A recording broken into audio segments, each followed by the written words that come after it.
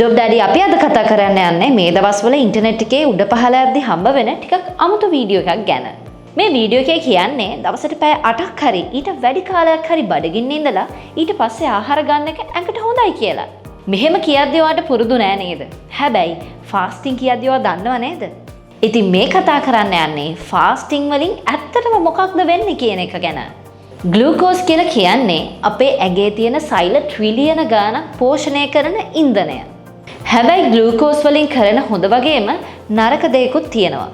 ඒ තමයි අපේ ශරීරයේ තියෙන හොඳ සෛල වගේම හානියටපත් වන ප්‍රයෝජනයක් නැති සෛලත් ග්ලූකෝස් වලින් පෝෂණය කරනවා.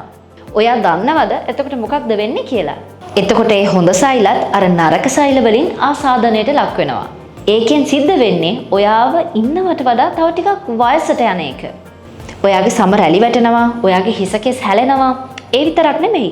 පිළිකා, ඩිමෙන්ෂියාව, ආතරයිටිස් වගේ රෝගවලට මේක ආරම්භයක්ලු. හැබැයි විද්‍යාඥයෝ හොයාගෙන තියෙනවා අර කිව්ව විදිහට පැය 8ක් හරි ඊට වඩා වැඩි කාලයක් හරි ෆාස්ටිං ඉඳලා ඔයා ආහාර ගත්තොත් ඔය කියන හානියට පත්වෙච්ච සෛල පෝෂණය කරන්න ඉන්ධන මදි කියලා. සරලවම කියනවා නම් ලොකු වෙලාවක් ශරීරයට ආහාර ගන්නේ නැතුව ඉඳලා එකපාරට ආහාර ගත්තට පස්සේ ඒ ග්ලූකෝස් ටිකෙන් පෝෂණයටපත් වෙන්නේ අර කියන හොඳ සෛල විතරයි.